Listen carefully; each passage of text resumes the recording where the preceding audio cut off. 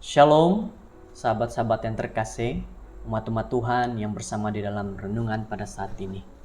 Kita memuji Tuhan karena Tuhanlah yang sudah menggerakkan kita untuk bersama-sama dalam firman Tuhan saat ini. Mari kita semua berdoa. Bapa kami yang di syurga, kami datang ke hadirat-Mu pada waktu ini. Di awal-awal renungan kami berdoa terlebih dahulu karena kami tahu kami berdosa dan kami mohon agar kami diampuni sehingga kami layak untuk mendengar memahami firman Tuhan ini. Terima kasih Bapak sudah mendengar akan doa sederhana ini. Kami serahkan dalam nama Yesus Kristus. Amin. Firman Tuhan berjudul harus dilakukan atau tidak.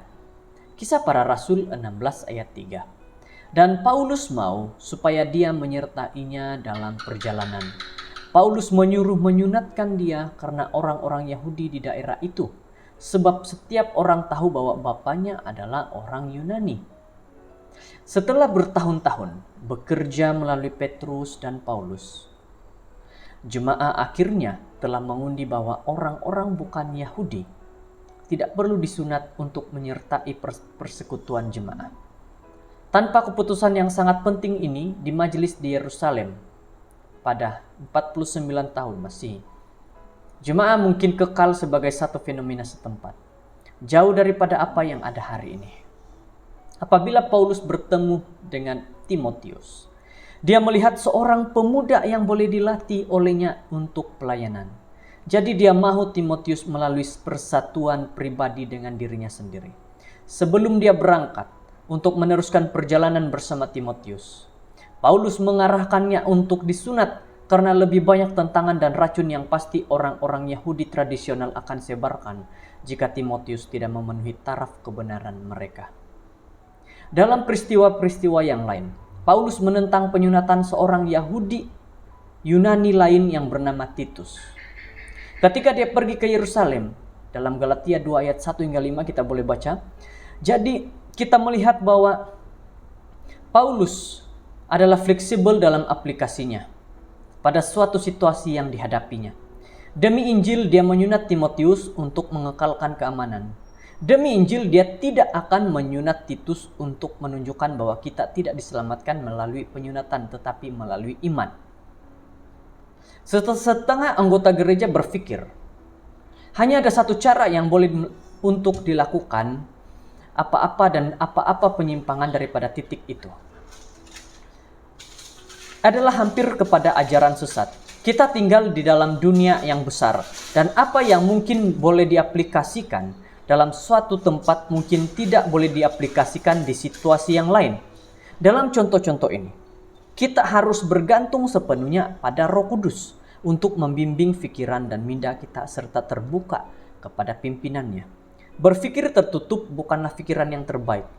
Kita hanya dapat memahami apa yang perlu dilakukan dan tidak dilakukan berdasarkan pembelajaran yang kita lebih mendalam tentang kitab suci dan pimpinan Roh Kudus. Ini bermaksud saudara-saudara, harus dilakukan atau tidak. Ini adalah tentang penyunatan. Pada zaman dahulu, memang penyunatan ini harus mereka lakukan karena ini adalah seperti adat yang sudah mereka percaya dan mereka harus lakukan. Tetapi selepas dikabarkan tentang Yesus, maka diberitahu bahwa kita boleh memilih disunat atau tidak. Dan pada saat ini ramai orang-orang yang tidak lagi melakukan penyunatan, terutama sekali yang mengikuti ajaran daripada firman Tuhan ataupun daripada apa yang dikatakan oleh para rasul. Jadi dikatakan bahwa harus dilakukan atau tidak, itu semua adalah pilihan pada kita pada saat ini. Karena arti penyunatan adalah kita sudah berserah kepada Tuhan sepenuhnya melalui baptisan yang suci.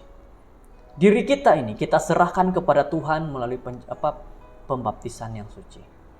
Jadi pada saat ini harus dilakukan atau tidak dilakukan, kita mempunyai pilihan terbaik bagi kehidupan kita. Iman kita akan menunjukkan apakah kita sudah disunat ataupun tidak.